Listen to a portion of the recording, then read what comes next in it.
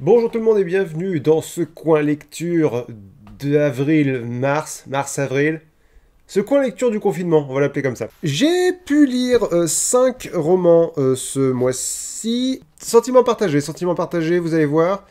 J'ai mes notes là, c'est pour ça si vous me voyez souvent regarder par ici, c'est parce que je lis les notes de lecture que j'ai prises, notes de lecture que vous pouvez retrouver dans la description de cette vidéo. Je vous le dirai, mais il y a certains romans pour lesquels j'ai pris vraiment beaucoup plus de notes, donc ça peut peut-être vous intéresser. J'ai commencé le mois par Star Wars Throne Alliances de Timothy Zahn. Putain de merde. J'ai commencé par ce roman-là. Traduction de Lucille Gallio. Donc j'avais lu, je vous avais parlé du premier roman Throne dans un ancien coin lecture. Je vous avais expliqué que c'était un auteur qui avait écrit pour l'univers Legends, qui est l'univers fictif au sein de la fiction de Star Wars, et qu'il a retranscrit cette histoire dans le nouveau canon de Star Wars. Je sais plus quelle note je lui avais mise de tête, il me semble que c'était une relativement bonne note. Ça sera moins le cas pour celui-là. Je lui ai mis C+, parce que globalement, qu'est-ce que je me suis fait chier. Fou.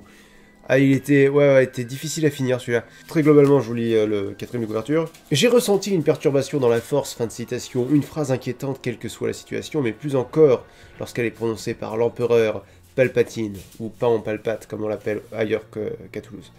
Sur Batuu, aux confins des régions inconnues, une menace aux contours flous prend racine.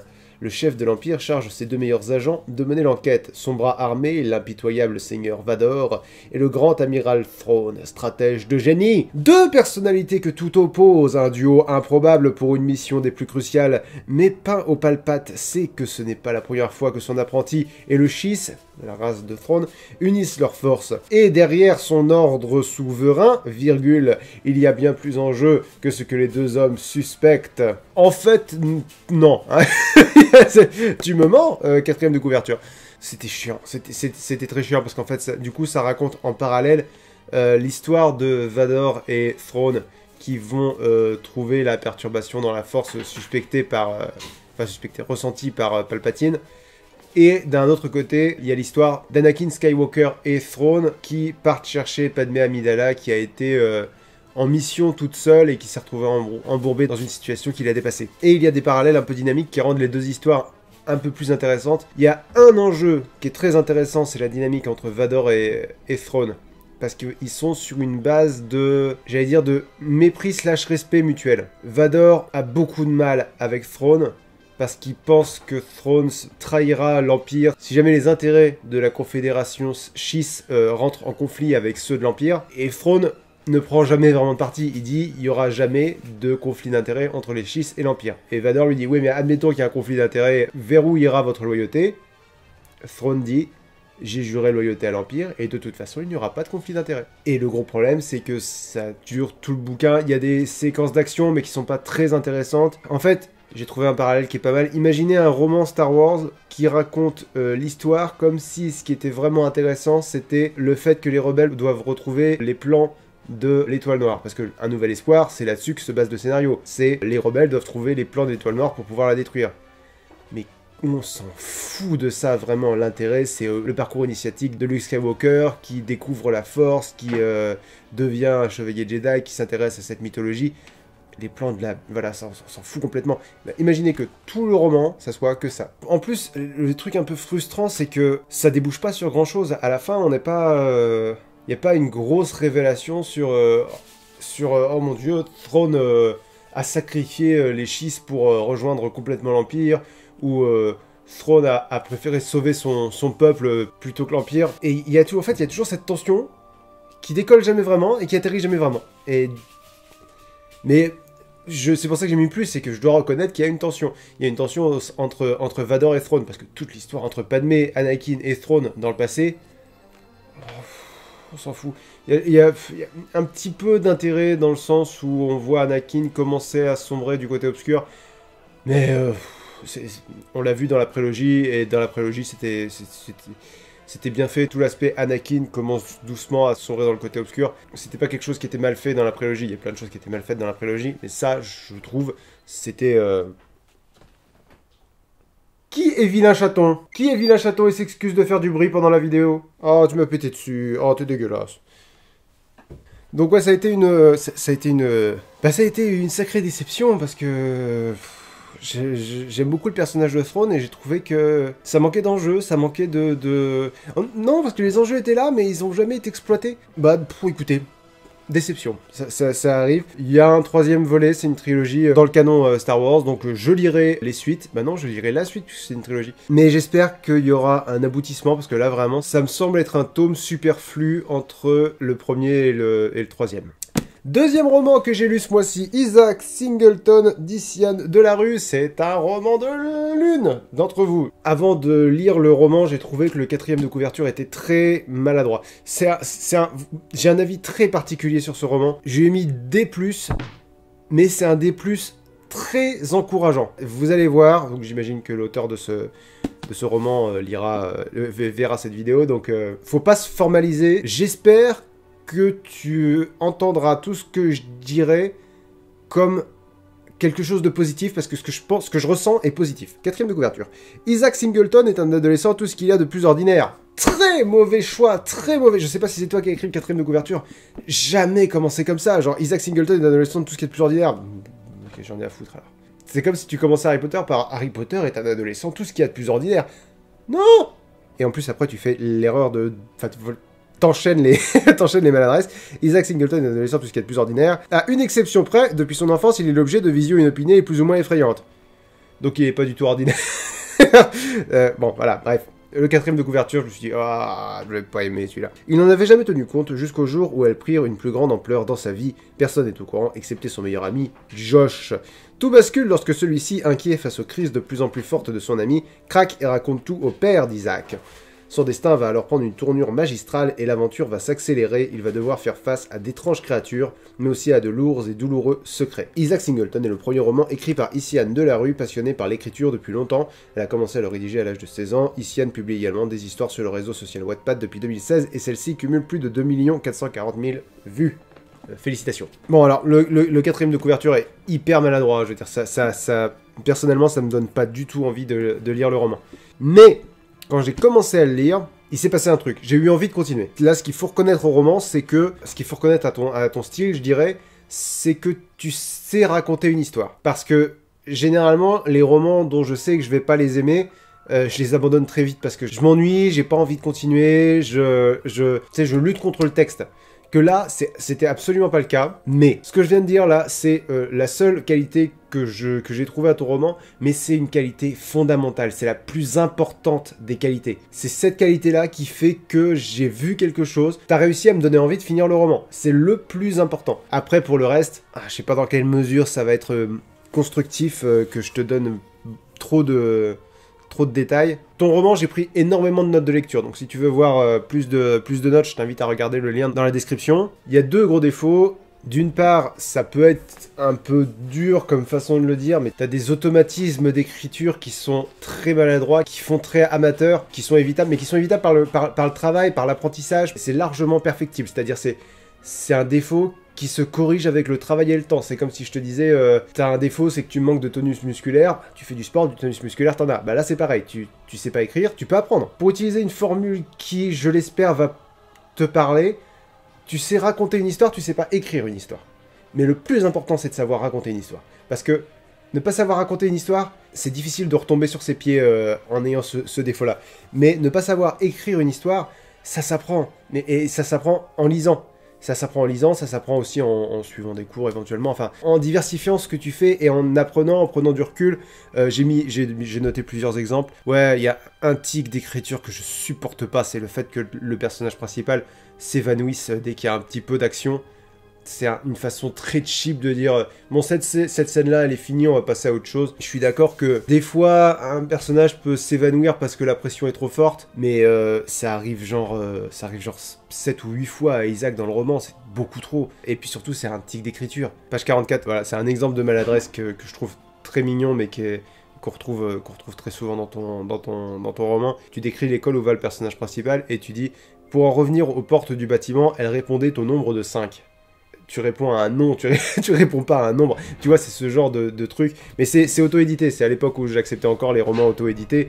Un éditeur t'aurait fait remarquer que la formulation est pas correcte. Donc voilà, elle répondait au nombre de 5, c'est comme tu disais, oui bonjour, je m'appelle Alexis Brod, je réponds à la taille d'1m78. Ça ne fonctionne pas. Mais tu vois, c'est plein de petits trucs comme ça. C'est largement... Et puis t'es jeune, t'as le temps d'apprendre à faire autre chose. Et alors, le deuxième défaut, t'es prisonnière d'un style global. Je sais pas si tu lis beaucoup de fiction sur Wattpad, je suis tenté de penser que c'est le cas. Parce que, sans avoir jamais lu de fiction sur Wattpad, je reconnais le style. T'en es imprégné. En le lisant, je me suis dit, ça pourrait être une fanfiction Harry Potter. Je suis allé voir sur ton Wattpad par curiosité. Évidemment, je suis tombé sur des fanfictions Harry Potter.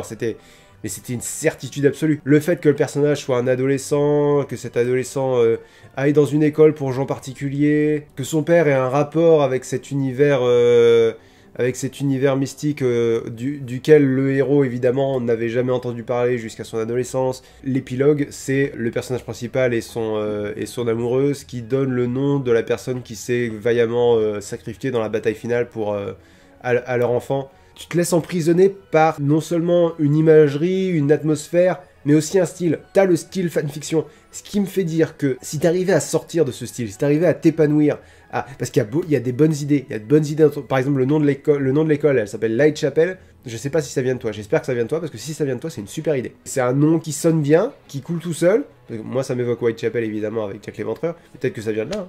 C'est symbolique sans être vraiment beaucoup trop lourd. Tu vois, t'as de bonnes idées comme ça. T'as l'esprit. C'est ce que j'essaie de te dire. Et c'est pour ça que je dis que je suis très positif. C'est que t'as ce qu'il faut que tu t'émancipes. Continue d'écrire, mais... Enfin, remarque, continue d'écrire ce que tu veux, parce que si ça te fait plaisir d'écrire dans ce style-là, évidemment, fais-toi plaisir. Je suis pas le public de ce truc-là, parce que je lis autre chose. Mais j'imagine que si tu m'as envoyé ton roman, c'est pour avoir un point de vue extérieur à toute cette communauté-là, parce que je vois que ça marche bien sur Wattpad, et ça c'est vraiment très chouette. Mon point de vue extérieur, c'est pas vraiment mauvais, c'est pas vraiment bon non plus, c'est vraiment juste là. Et c'est pas original, c'est pas intéressant. Et je parle pas de tout Wattpad, hein, attention, parce que je vous dis, je lis rien sur Wattpad. Je vois le style fanfiction parce que quand j'étais plus jeune, j'étais sur des forums RPG, on avait tous plus ou moins ce style qui est un style d'écriture très sujet-verbe complément. Il y a un truc d'ailleurs qui est très, très symptomatique. Pratiquement tous tes chapitres commencent par le nom du héros. Tiens, regarde, hop. Chapitre 19, Isaac frissonna désagréablement quand Mélia termina son récit. Chapitre 21, Isaac attendait nerveusement, se rongeant distraitement l'ongle de son pouce. Chapitre 26, Isaac était allongé sur un matelas. Chapitre 32, Isaac bondit de son lit en entendant quelque chose se fracasser contre... 40, Isaac leva la tête. 3, Isaac regardait la pluie s'écraser avec fracas sur le pare-brise. Tu vois, c'est des tics. C'est des tics d'écriture. Et je pense que tu baignes dedans, et je pense que c'est pour ça que c'est aussi prégnant dans ton écriture. Si tu réussissais à t'imprégner d'autres choses, je pense que tu pourrais écrire de sacrés bons trucs. Si ça te fait envie, évidemment, je veux dire, écris ce que tu veux. Je te donne mon avis de personne qui lit autre chose. Après, on peut pas vraiment mettre de différence qualitative entre les différents types d'écriture. Parce que l'univers de la fanfiction et mon univers à moi, ça reste des univers de divertissement, c'est-à-dire je lis pas du Rousseau pour me détendre, ou je lis pas du Zola, du Flaubert, ou des traductions de Sénèque, ou voilà, on est dans la même optique de lire et d'écrire pour se faire plaisir, pour s'évader, pour vivre des histoires par procuration. Donc si c'est ton style, si ça te plaît, si c'est comme ça que tu t'identifies en tant qu'auteur, bah change rien, t'es parfaitement dans ce style-là, quoi. Maintenant, je peux pas me mettre à ta place, mais... Moi, en tant que lecteur, j'ai été frustré de sentir qu'il y avait un potentiel chez toi d'aller plus loin que ce style, et que je sais pas si c'est par manque d'audace ou quoi, ou si c'est juste parce que tu t'en rends pas compte, c'est très possible.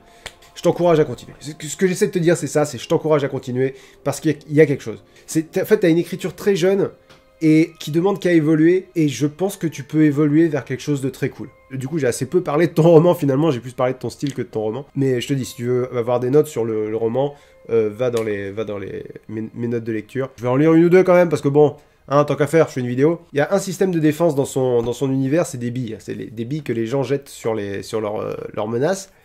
Et j'ai écrit, les billes qui ont le nom latin de ce qu'elles font, c'est vraiment naze. Autant leur donner directement un nom français, parce que les billes électriques, les billes de mort... J'ai pas réagi avant, parce que les billes Sisma, pour les billes qui font des tremblements de terre, les billes Aqua, qui créent une bulle d'eau, les billes Electra, donc qui électrocutent, elles finissent toutes en A, il n'y avait pas besoin d'avoir fait du latin ou du grec pour comprendre, parce que c'est des racines qu'on retrouve dans notre langue. Mais les billes Clipeum, parce que ça fait un bouclier... C'est très maladroit. C'est comme écrire le nom d'une personne qui existe vraiment à l'envers. Mais je crois que tu... Attends, est-ce que tu nous l'as fait, ça? Peut-être que je confonds. Ouais, non, si. Ouais, c'est toi qui l'as fait. J'ai écrit page 169. Globalement, un personnage dans ton roman raconte une fable. Et ça raconte l'histoire de sept frères et sœurs. Et tu leur donnes le nom des 7 péchés capitaux écrits à l'envers. C'est super maladroit. Autant leur donner directement les 7 péchés capitaux. C'est l'histoire de 7 frères et sœurs qui s'appelait... Ah, merde. Envie, orgueil, colère, anxiété, dépression, boulimie, j'en sais... Voilà, donc... mais globalement, très positif. Je lui ai mis une mauvaise note, mais ça concerne que le roman, parce que en tant qu'auteur, je pense que tu peux faire beaucoup mieux. Vraiment. Et c'est pas de la politesse, parce que si vous suivez les lectures, vous savez que je dis pas ça à chaque fois qu'on m'envoie un roman. Là, je le dis parce que je le pense. Troisième roman de ce mois-ci, Le Passeur de Lois Lowry, traduction de Frédéric Pressman. Beaucoup de gens m'ont dit qu'ils avaient lu ce roman au collège. C'est ça. Il faut l'avoir lu au collège. Non, j'exagère. Je lui ai mis quoi? Je lui ai mis B. Ouais, allez, B. Ouais, c'est mignon, B. Je suis désolé, d'habitude je vous lis le 4ème de couverture, mais là il se trouve que le 4ème de couverture, il y a écrit « Voir au-delà d'un monde parfait ». Oh. Je vais essayer de trouver un résumé sur internet. Et ben voilà, Wikipédia, parfait. Le monde où vit Jonas est très différent d'une autre. Pas tant que ça. Sa communauté vit selon des règles strictes, un couvre-feu est établi, pas de contact avec un membre extérieur de la cellule familiale, tous les matins ils doivent se faire injecter un produit qui, selon la communauté des sages, les garde en bonne santé. Les êtres... C'est très mal résumé. Les êtres humains de ce peuple ne ressentent pas d'émotions, ne ressentent que de très faibles sentiments et ne voient pas les couleurs. Ils n'ont aucun souvenir de l'ancien monde et n'ont pas connaissance du mal, tous sauf le dépositaire de la mémoire, le passeur. L'année de ses 12 ans, Jonas se voit attribuer, comme tous les enfants de son âge, sa fonction dans la communauté.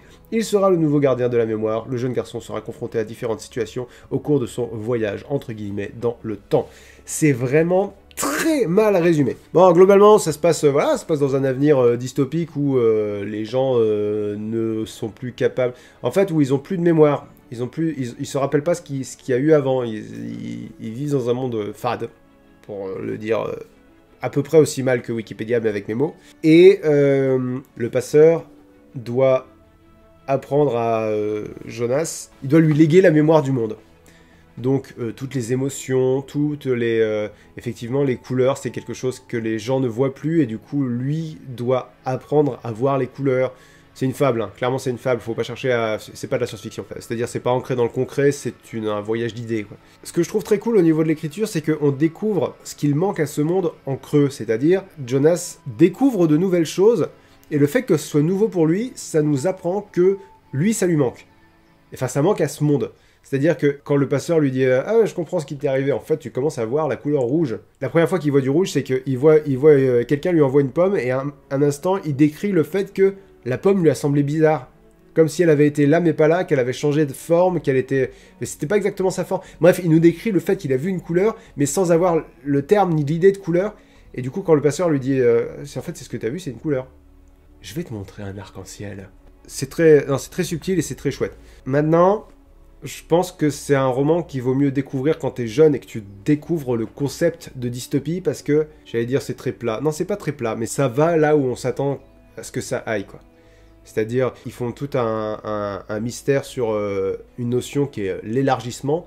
C'est-à-dire, un tel a été élargi, c'est terrible. Ou, oh, la cérémonie d'élargissement des vieux, c'est... Putain. Alors, dis à voix haute, c'est terrible. La cérémonie d'élargissement des vieux, c'est quelque chose de fantastique, parce que ça vient à la fin de leur vie, c'est merveilleux. On fait la fête quand ils sont élargis, parce que... on célèbre leur vie et machin truc. Des fois, il faut élargir des enfants. On n'aime pas faire ça. C'est toujours un peu chagrineux, mais bon, c'est la vie, il faut que ça se fasse. Je m'étais fait tout un cinéma de qu'est-ce que c'est l'élargissement, c'est-à-dire, bon, ils sous-entendent que c'est la mort, d'accord, mais qu'est-ce que c'est vraiment, c'est-à-dire, est-ce que c'est vraiment la mort, ou est-ce qu'ils exilent les gens, ou est-ce qu'ils les font accéder à un autre état de conscience ou quelque chose comme ça. Non, en fait, il les tue. Du coup, quand le personnage principal, qui a 12 ans, donc, se rend compte de ça, toi, t'avais déjà fait la conclusion, tu étais déjà arrivé à cette conclusion tout seul. Enfin, moi, en tout cas, 31 ans, j'étais déjà arrivé à cette conclusion tout seul. J'étais un peu déçu parce qu'il y a vraiment un mystère qui est organisé autour de ça pour te faire dire, ouais, en fait, c'est la première idée que t'as eue, bah, c'était ça. Maintenant, en fait, je le conseille aux jeunes. S'il y a des jeunes qui regardent cette émission, s'il y a des jeunes voilà, de moins de 20 ans qui regardent cette émission. Ça peut être une bonne porte d'entrée pour pas découvrir la lecture, mais pour aimer la lecture. C'est une lecture récréative. C'est un peu comme les chairs de poule, si vous voulez. Je suis pas sûr qu'aujourd'hui, faudrait que je relise un chair de poule, un de ces quatre, pour voir quel effet ça me ferait. Je pense qu'aujourd'hui, relire un chair de poule, ça me ferait pas peur du tout. Mais à l'époque, ça me terrifiait. Aujourd'hui, j'ai besoin de...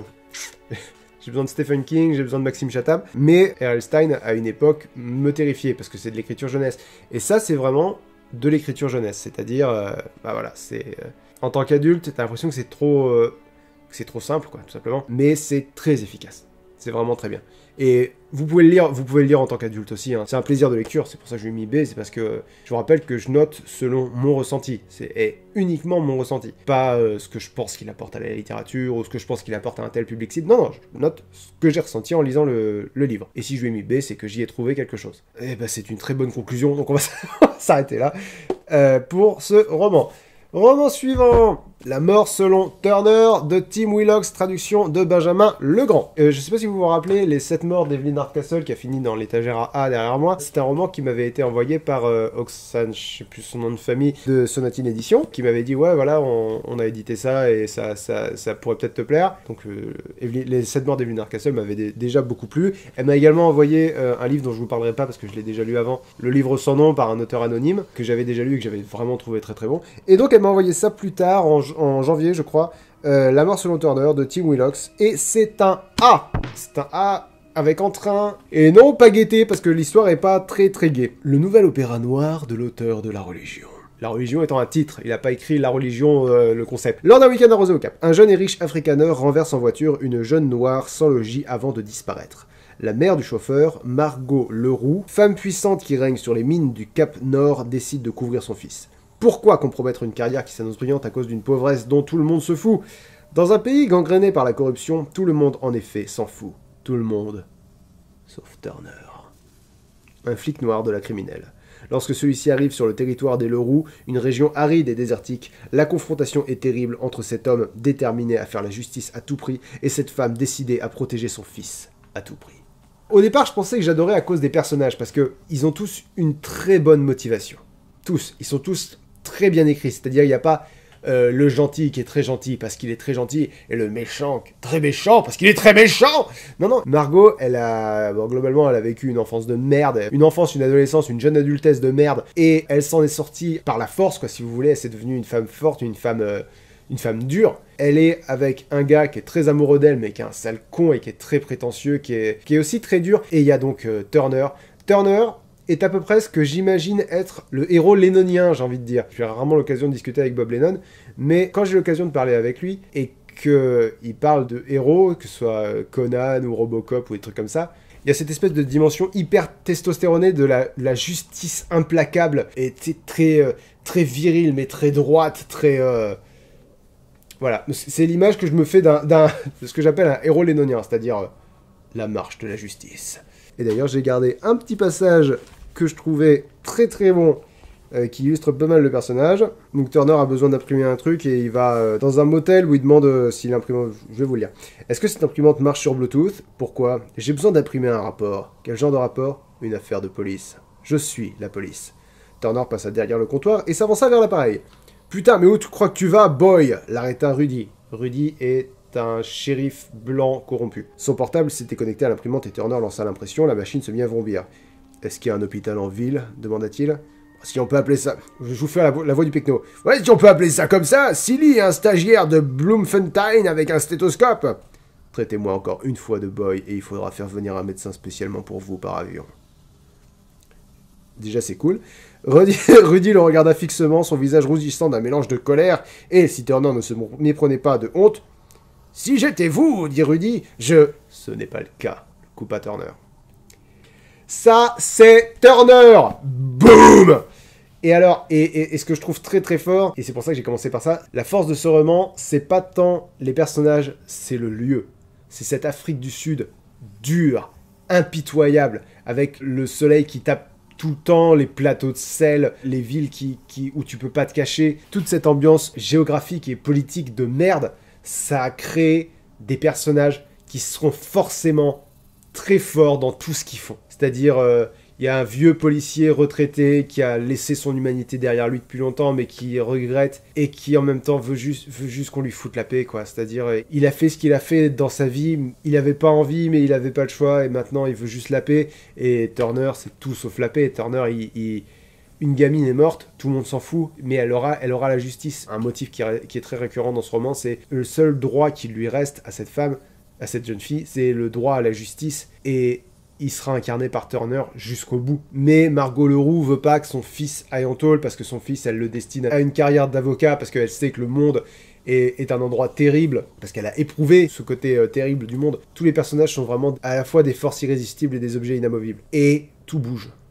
Tout bouge, et évidemment, quand il se rend compte, ça fait des étincelles. Mais Turner est génial. Turner, il fait un espèce d'art martial, il dit lequel c'est, j'ai oublié. Mais globalement, tu sais, l'art martial où il te frappe avec le bout des doigts sur des points précis du corps et tu chies tes reins. Bon, je le décris très mal, mais vous avez l'idée. En fait, tous les personnages sont très carrés, remplissent parfaitement leur fonction et font vivant, décrivent et sont décrits par le monde dans lequel ils vivent. Et donc, la personne qui m'a envoyé ce roman m'a écrit, il y a une scène dedans que j'oublierai probablement jamais. Je pense que je vois de quelle scène elle veut parler. C'est un roman qui est dur. Un passage dedans qui est...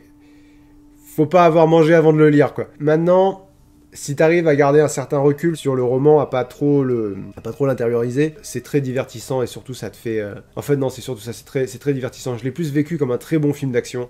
C'est-à-dire un film d'action avec de la profondeur, plutôt que comme une expérience philosophique, parce que c'est pas vraiment... Le côté Turner marche pour la justice, mais...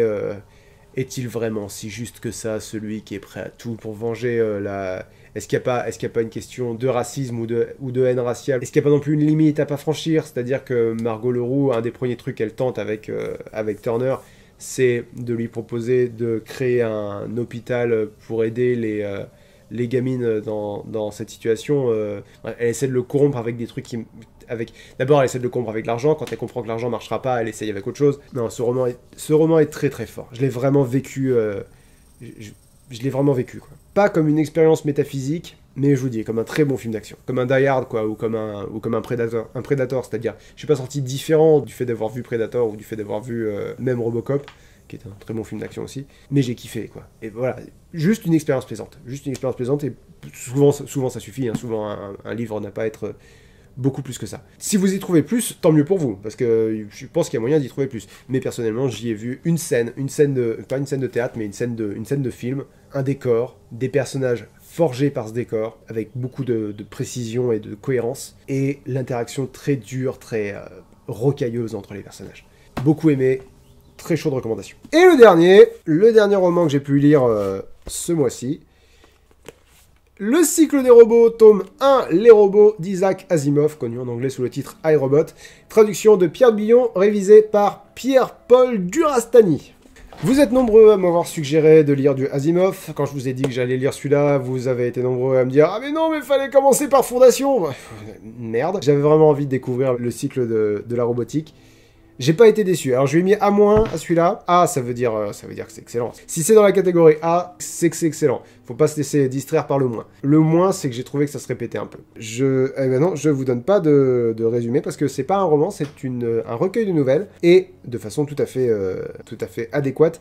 Le 4e de couverture nous présente les 3 lois de la robotique. C'est des lois selon lesquelles fonctionnent tous les robots créés dans cet univers. Globalement, un personnage interviewe une robot psychologue en l'an 2050 quelque chose, donc très très loin dans le futur puisque ce roman a été publié en 1950 et j'ai vérifié cette fois-ci avant de dire des conneries sur le communisme. Ah voilà, bon. Wow, et ça arrive. Si vous ne savez pas à quoi je fais référence, ça renvoie à La Machine à explorer le temps où je fais un gros contresens parce que je pensais qu'il avait été publié largement après sa date effective de publication. Donc celui-là a été publié en 1950 et du coup ça décrit le futur très éloigné. D'ailleurs je vais peut-être regarder directement effectivement à quelle date ça se passe. Alors Susan Calvin était née en 82, par conséquent elle avait 75 ans, donc ça se passe en 2057, sauf faire de ma part. Ça se passe dans ces eaux-là. Donc ça se passe dans le futur très éloigné à l'époque de 2057, où Susan Calvin est une robot psychologue et elle est interviewée et elle va raconter des anecdotes de sa vie donc 9 anecdotes qui correspondent aux 9 nouvelles du recueil, qui mettent en scène donc évidemment des robots à chaque fois, puisque à l'avenir, il y a de plus en plus de robots dans la vie de l'humanité, qui font de plus en plus de choses, qui ont de plus en plus de responsabilités. Mais tous les robots sont créés et répondent aux 3 lois de la robotique, qui sont: première loi, un robot ne peut porter atteinte à un être humain, ni, restant passif, laisser cet être humain exposé au danger. Deuxième loi, un robot doit obéir aux ordres donnés par les êtres humains, sauf si de tels ordres entrent en contradiction avec la première loi. Troisième loi, un robot doit protéger son existence dans la mesure où cette protection n'entre pas en contradiction avec la première ou la deuxième loi. Ces 3 lois sont fondamentale dans toute l'écriture des 9 nouvelles. C'est pour ça que je lui mets un moins, c'est parce que ça a tendance à se répéter un peu, c'est-à-dire il y a toujours une situation de base où un robot semble déconner, on va dire ça comme ça, et les humains se méfient de lui et ils finissent par trouver une explication logique, toujours en rapport avec les lois de la robotique, au fait que les robots déconnent. Et ce que je trouve très fin, et je comprends que... Parce qu'à l'époque, j'ai vu iRobot au cinéma sans avoir lu le roman, et je m'étais dit que le film était vachement sympa. Je comprenais pas pourquoi il n'était pas spécialement apprécié, notamment par les gens qui étaient fans d'Asimov. Parce qu'en fait, le film fait un énorme contresens. Dans le film, les robots finissent par être plus ou moins méchants, pour le dire de façon très manichéenne. Mais dans ce roman, les robots font jamais ou rarement des choses mal de leur faute. La faute vient toujours des humains. Je vais vous dire ce que j'ai pensé nouvelle par nouvelle. Donc la première nouvelle qui s'appelle Robbie, c'est une gamine qui a une nounou qui est un robot et qui est pas un robot parlant, qui est juste un gros tas de métal, quoi, si vous voulez. Et la mère se méfie de ce robot et du coup elle convainc son mari qu'ils doivent s'en séparer. Il y a une vraie relation très touchante entre la gamine et le robot, et le fait que la mère se méfie du robot, ça n'a aucun sens, mais en même temps c'est très voilà, c'est très humain, quoi. C'est-à-dire et puis nous, en tant que lecteur, on se dit peut-être que le robot est dangereux. Et à chaque fois, en tant que lecteur, on arrive... Sauf à un moment où on finit par comprendre, d'accord, en fait, c'est toujours le même principe qui s'applique, c'est les robots ont l'air d'être méchants, mais ils le sont pas vraiment. Mais au début, les 5 ou 6 premières nouvelles, tu te dis, ah ça y est, c'est là que ça va déconner. C'est là qu'il y a un robot qui va faire une connerie. La deuxième nouvelle, Cycle fermé, qui a aussi été traduite Cercle vicieux. Le titre a aussi été traduit Cercle vicieux. C'est globalement un robot qui se trouve piégé entre 2 lois et qui du coup va sombrer dans la folie. Je vous en dis pas plus. C'est très intéressant la façon dont il se retrouve prisonnier entre obéir à 2 différentes lois des lois de la robotique. La troisième nouvelle s'appelle Raison. C'est une que j'ai vraiment beaucoup aimée parce que ça raconte l'histoire d'un robot qui devient plus ou moins conscient et qui se dit qu'il n'a pas pu être créé par des humains parce qu'il leur est en tout point supérieur. Du coup, il ne croit pas du tout à ce qu'ils disent. Et toute l'histoire tourne autour du fait qu'on est toujours convaincu de ce qu'on croit parce qu'on part de connaissances de base différentes. On part d'axiomes différents. Et du coup, le système de pensée qu'on se crée et qui est individuel, qui est propre à chacun, est toujours vrai pour quelqu'un. C'est-à-dire, il n'y a pas une vérité absolue, il y a que des vérités relatives. Et ce que j'aime beaucoup dans cette nouvelle, c'est qu'il y a un robot qui s'appelle Cutie et qui est un robot cartésien. Je trouve ça assez chouette. Attendez, je vais vous lire la citation directement. C'est un robot raisonneur que la peste l'étouffe. Il ne croit qu'en la raison et le malheur, c'est que, 3 petits points, sa phrase restant en suspens. Quoi, insista Donovan, le malheur, c'est qu'on peut prouver n'importe quoi en s'appuyant sur la logique rigoureuse de la raison, à condition de choisir les postulats appropriés. On a les nôtres, Cutie a les siens. L'écriture est très carrée. C'est pas étonnant qu'Asimov aime bien les robots parce que il a une écriture vraiment très robotique. C'est-à-dire, les personnages principaux vont passer de l'hypothèse A à l'hypothèse B si les tests de l'hypothèse A sont pas concluants, etc. La quatrième nouvelle, c'est Attrapez-moi ce lapin. Le titre est pas très évocateur, donc j'essaie de retrouver de quoi ça parle. Ah oui, celle-là, c'est pas étonnant que j'ai oublié parce qu'elle est assez anecdotique. Un robot chargé d'autres robots se met à agir bizarrement. Les humains pensent qu'il est en train d'essayer de construire une armée contre l'humanité. Et du coup, ils enquêtent. Je pense que c'est à cette nouvelle-là que j'ai commencé à me dire, d'accord, en fait, à chaque fois, c'est les humains qui se font un film et il y a une explication tout à fait logique qui est tirée des 3 lois et qui... voilà. La 5e nouvelle, Menteur, est excellente. C'est l'histoire du seul robot télépathe. Il était télépathe par accident, c'est-à-dire son cerveau était branché sur les ondes cérébrales. Enfin, ils n'ont jamais compris comment ils avaient réussi à faire un robot télépathe. Je vais pas vous la spoiler celle-là parce qu'elle est vraiment très chouette. Il pose des questions au robot pour tester ses paramètres et c'est vraiment dans cette nouvelle-là que tu te rends compte que l'humain est le pire, quoi. C'est-à-dire que le robot va obéir à son programme et les humains vont le détester pour ça. Si vous lisez qu'une seule nouvelle de ce recueil, c'est peut-être Menteur que je vous suggérerais, parce que c'est de loin celle qui m'a fait le plus... celle pour laquelle j'ai eu une réponse émotionnelle plus forte. Et je vais pas vous en dire plus, je suis désolé, parce que celle-là, j'aurais détesté qu'on me la spoil. 6e nouvelle, le petit robot perdu. Quelqu'un dit à un robot d'aller se perdre ailleurs, et du coup, le robot exécute cet ordre. Le problème, c'est que le robot en question a été programmé pour n'obéir que partiellement à la première loi, c'est-à-dire il ne doit pas porter atteinte à un être humain, mais ils ont viré le ni restant passif, laisser cet être humain exposé au danger. Donc évidemment, Suzanne Kelvin fait remarquer que c'est hyper risqué, parce que, pour reprendre l'exemple qu'elle donne, si un robot lâche un poids au-dessus d'un être humain et que ce poids écrase cet être humain, c'est pas le robot qui l'a tué, c'est la gravité. Donc du coup, ils essayent de faire des tests pour trouver quel est le robot...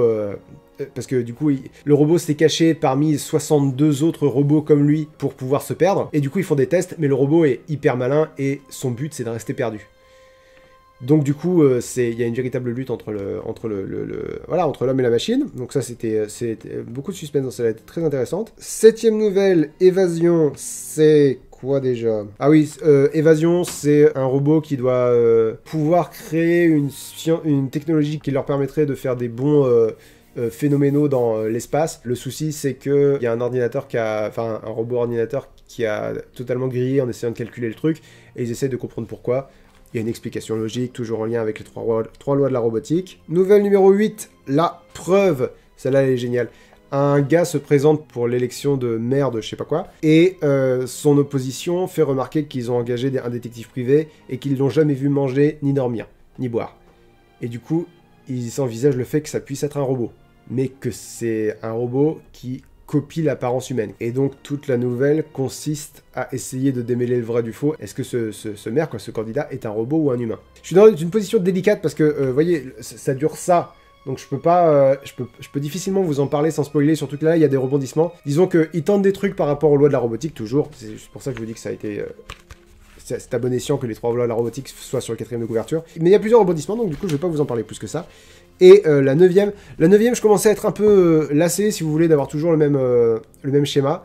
Et la 9e est à la fois plus chiante à lire, mais à la meilleure conclusion. Ça décrit le monde, donc dans cet avenir-là, où les robots commencent à contrôler globalement plus ou moins tout, mais on se rend compte que les robots font des petites erreurs, des erreurs d'approximation qu'ils ne sont pas censés faire, parce que c'est des robots. Ils mènent l'enquête, et toujours pareil, il y a une explication avec les 3 lois de la robotique. Et en fait, c'est à la fois très policier et très science-fiction. Là, pour le coup, c'est pas du tout une fable. C'est-à-dire que tout est justifié, tout est carré, tout est expliqué. C'est très intéressant à lire. Maintenant, il y a un sous-texte un peu... je devine la personnalité d'Asimov derrière l'écriture, et je pense que c'est quelqu'un avec qui je me serais pas entendu une seule seconde, Asimov. Ça a l'air d'être quelqu'un de très pédant, très prétentieux, vite fait misogyne sur les bords. Il y a quelque chose que j'aime pas dans son écriture, mais... les histoires sont excellentes. Ça, je peux pas lui retirer. Et j'ai vraiment adoré. Et je suis vraiment plongé dans cet univers où tout le monde se méfie des robots. Et là où c'est très bien fait, c'est que c'est écrit de telle sorte, évidemment, on suit les humains. Et du coup, en tant que lecteur et en tant qu'humain, on va avoir tendance à se méfier des robots. À avoir ce préjugé qu'a la mère de la gamine dans Robbie, dans la première nouvelle. Et du coup, voilà, on est bien intégré. Puis on est dedans émotionnellement, quoi. Et et je trouve ça très fort. Le petit résumé qui va bien à la fin de la vidéo. Star Wars Throne Alliances de Timothy Zahn. Déception, je l'ai trouvé globalement chiant. Je vais quand même lire la suite parce que j'ai eu envie de retrouver Throne. Cet opus ne m'a pas semblé indispensable. Isaac Singleton, d'Iciane Delarue. Si vous aimez les fanfictions, parce que j'aurais peut-être pu commencer par là, si vous aimez les fanfictions, allez sur son Wattpad parce que je pense que vous y trouverez une plume qui vous plaira beaucoup. Personnellement, je devine une auteure qui peut avoir un style qui me plaira beaucoup, si ça lui dit d'évoluer vers autre chose. Sinon, c'est une auteure très efficace, très dans la forme quoi de fanfiction. Faut pas le prendre mal quand je dis ça. Hein. Le passeur de Lois Lowry, ça se lit très facilement. Si jamais vous avez du mal avec la lecture, ça peut vous intéresser. Je pense. C'est vraiment une dystopie très sage, ça se lit très bien. La mort selon Turner de Tim Willocks, ambiance très dure, personnage mémorable, dans un cadre très bien placé. Un gros plaisir de lecture, c'est mon coup de cœur du mois, sans aucune hésitation. Isaac Asimov, grand classique de la littérature de science-fiction.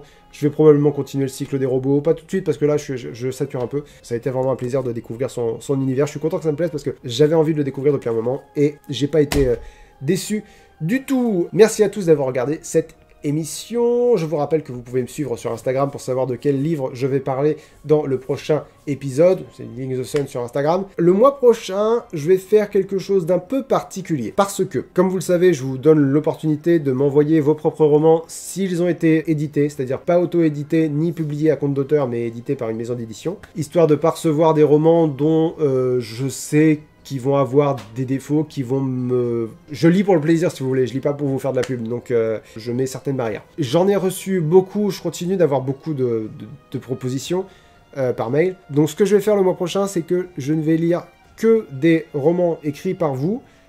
Pourquoi? Parce que, après, je pense que je vais commencer à organiser un système de tirage au sort pour les romans, pour pas devoir dire aux gens qui veulent m'envoyer leur roman, merci de vouloir me l'envoyer, mais je ne le lirai pas avant 2023. Donc pour éviter ça, je vais attribuer des numéros aux romans et les lire au hasard, sauf pour le mois qui vient. Et c'est pour ça que je vais lire que des romans qui viennent de mon public pour le prochain mois, c'est parce que ce serait particulièrement injuste que le prochain, ou celui d'après, ou celui d'encore après dans la liste, se retrouve repoussé par le caprice du hasard, parce que j'ai pris cette décision pile ce mois-là plutôt qu'un autre. Donc le mois prochain, je vais lire entre 4 et... Si vraiment j'accroche à aucun des romans que je lis, je vous dis, je vous accorde au moins 2 heures de lecture. Donc ça correspond à 2 jours, je fais 1 heure de lecture par jour. Je vous accorde au moins 2 heures de lecture. Si au bout de 2 heures de lecture, je considère que vraiment j'accroche pas mais du tout, je laisse tomber. Mais je vous accorde ces 2 heures. Donc au pire des cas, je vais lire 15 romans. Enfin, je vais commencer 15 romans. Ça m'étonnerait beaucoup que j'en ai aucun qui m'accroche. Donc voilà, entre 4 et 15 romans écrits par certains d'entre vous, et après ça sera système de tirage au sort pour savoir dans quel ordre ils vont venir, plutôt que de les lire dans l'ordre dans lequel je les reçois. Ça me semble plus... c'est pas plus juste, mais moins désespérant, quoi, si vous voulez. Après, du coup, il y en a certains qui vont attendre plus longtemps. Je suis désolé, mais voilà, j'espère que vous comprenez la logique derrière ce procédé. Donc voilà, mois prochain, mois spécial vous. Mois spécial vous. Oh, ça c'est beau. Ça c'est beau comme formulation. Merci à tous d'avoir regardé cet épisode. On se donne rendez-vous le mois prochain pour, du coup, le mois spécial vous. C'est vraiment nul, c'est vraiment nul. Je suis désolé, je suis très mauvais pour les formulations. N'hésitez pas à mettre un pouce bleu, n'hésitez pas à vous abonner. Le pouce bleu, c'est juste là, c'est vraiment juste en bas. Pensez à le faire, ça aide beaucoup. Vous abonnez, si vous êtes abonné, n'oubliez pas d'activer les notifications. Vous pouvez choisir d'ailleurs d'activer toutes les notifications ou juste certaines d'entre elles. Qu'est-ce que j'oublie? Oui, les commentaires, vous pouvez laisser un commentaire, ça fait toujours plaisir. Et d'ici là, bon confinement, bonne lecture, et à très bientôt. Salut tout le monde.